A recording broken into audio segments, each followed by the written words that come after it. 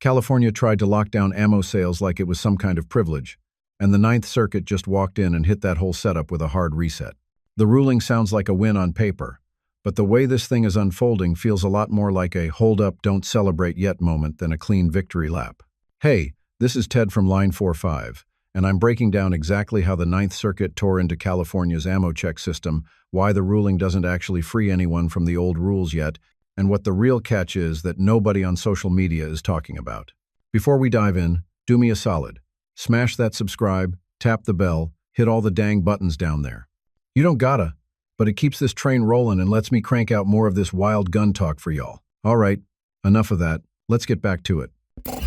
What the Ninth Circuit actually did. First thing we gotta clear up is what the Ninth Circuit actually did in this ammo case. In July 2025, a 3-judge panel in Road v. Bonta looked at California's system that forces you to run a background check every single time you buy ammo, and they tossed it. They said that by making people clear the state's database on every box of 9mm, 223, whatever, the state was putting a real restriction on the core right to keep and bear arms, because a gun without ammo is basically a paperweight. The judges did not freestyle this. They ran it through the Supreme Court's Bruin test. Step 1. Does the law touch conduct covered by the plain text of the Second Amendment? They said yes, because the right to keep arms includes the right to keep them operable, which means you have to be able to acquire ammunition. Step 2.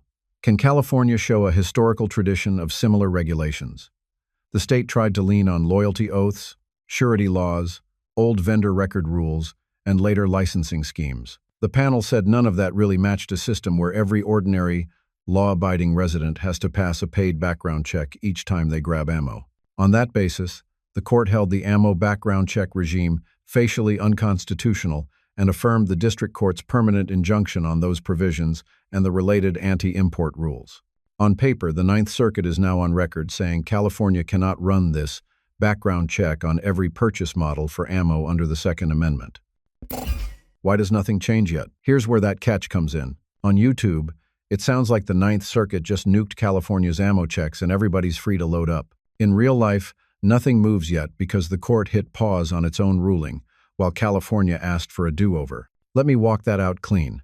When a federal appeals court issues a decision, it does not become fully effective until the mandate comes down.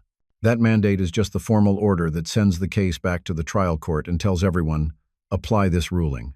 Under the federal rules, the losing side can file a petition for panel rehearing or en banc rehearing, and while that is in play, the panel can stay the mandate. California's Attorney General did exactly that here, asked for en banc and got the mandate stayed, so the old ammo background check system and import rules are still being enforced. That means if you walk into a California shop today, you are still doing the same $1 check if you are in the database, the $19 basic check if you are not, and you can still get denied over database mismatches. The trial court's permanent injunction is basically frozen until the Ninth Circuit either denies en banc and issues the mandate or takes it en banc and re-argues the whole thing. So on paper, the ammo law was lost. In day-to-day life, the state is acting like it is still fully alive. No cap, that gap is where people get confused. Why the court smacked the law. Now, here is why the judges took a hard swing at this law. And it was not vibes or politics. It was straight Bruin analysis. Under Bruin, step 1 is simple. You ask whether the conduct is covered by the plain text of the Second Amendment. The panel said yes, because a functional right to keep and bear arms includes being able to buy the ammo that makes those arms work. No ammo means no meaningful right, so ammunition sales sit inside the protection. Once they checked that box, the burden shifted to California.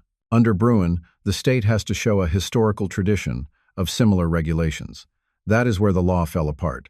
The Attorney General tried to point to things like 19th century safe storage rules for gunpowder, some licensing concepts, and record-keeping requirements for certain sales much later in history. The panel went through those examples and said they did not match a system where every ordinary, law-abiding buyer has to run a paid background check on every single ammo purchase.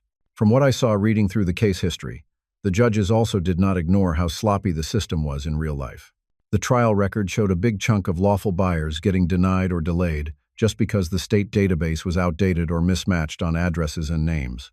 Early on, the district court cited rejection rates in the mid-teens out of all attempted transactions, And those were people who could lawfully own guns but were blocked from grabbing a box of ammo because the records did not line up. Put together, the panel's logic was pretty straightforward. The law targeted protected conduct. There was no close historical analog backing it up, and the scheme was actively blocking a lot of lawful citizens from buying ammunition. Under Bruen, that combination is enough to call the whole structure unconstitutional. What ammo rules still exist? When you zoom in on what actually changed here, a lot of ammo rules are still very much in play. ROAD is targeted at California's per-purchase background check system and the related in-state vendor divided by face-to-face rules. It does not touch the separate California ban on large-capacity magazines over 10 rounds, which the Ninth Circuit upheld in a 7-4 decision earlier in 2025 under Penal Code Section 32310. So even if the ammo check scheme eventually dies for good, that 10-round cap stays locked in unless a different case knocks it out. On top of that, the federal ammo law never moved. Under 18922G, the same categories of prohibited persons who cannot possess firearms also cannot possess ammunition, so felons, certain domestic violence misdemeanants, unlawful users of controlled substances, and the rest of that list are still blocked from touching ammo at all. Federal law also bans armor-piercing ammunition for handguns in the commercial stream by cutting off manufacture and import of projectiles that meet a specific metal core definition in 1891 and 922. That stuff did not get opened up by a Ninth Circuit panel. You also still have all the shipping and transport rules sitting in the background. Common carriers are barred from knowingly moving guns or ammo in interstate commerce when it would violate federal law, and there are separate federal crimes tied to stolen firearms and stolen ammunition. States layer their own rules on top of that.